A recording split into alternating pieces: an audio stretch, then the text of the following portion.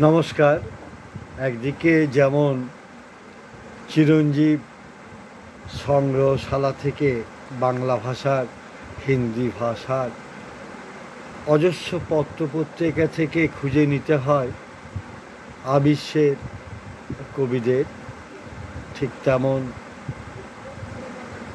বেশ কিছু কবি অনুবাদকের ওয়ালে আমাকে ঘুরতে হয়, খুঁজে নিতে হয় কার কবিতা আমি পড়িনি, অথবা এই সময় কে লিখছেন অসাধারণ কবিতা।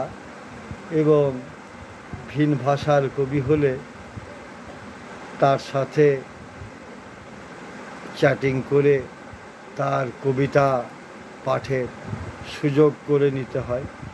সেই রকম সাইফ ফাতেউর রহমানের ওয়ালে আজ ঘুরছিলাম, দেখলাম বেশ কিছু কবি রয়েছেন সেখানে যাদের কবিতার অনুবাদ করা হয়েছে, যেসব কবির ছবি রয়েছে এবং তাদের সম্পর্কে পরিচিতিও দেওয়া হয়েছে।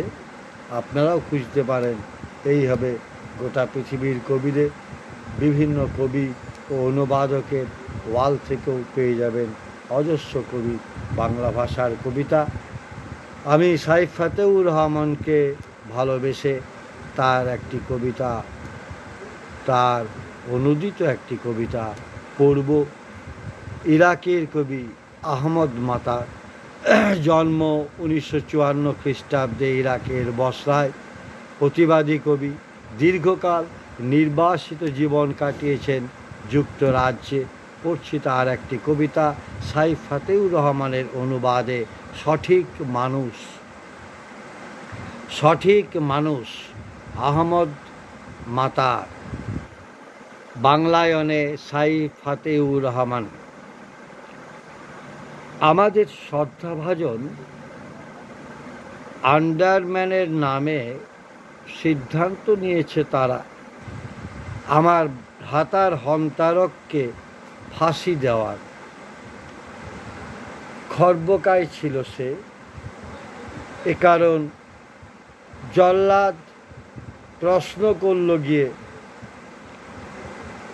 রশি পর্যন্ত পৌঁছায় না তার মস্তক, আমার করণীয় কি? দীর্ঘ গভীর ভাবনা চিন্তার পরে আন্ডারম্যান নির্দেশ দিলেন ফাঁসি দিতে আমাকে। অতি দীর্ঘকায় ছিলাম আমি, এটাই কারণ।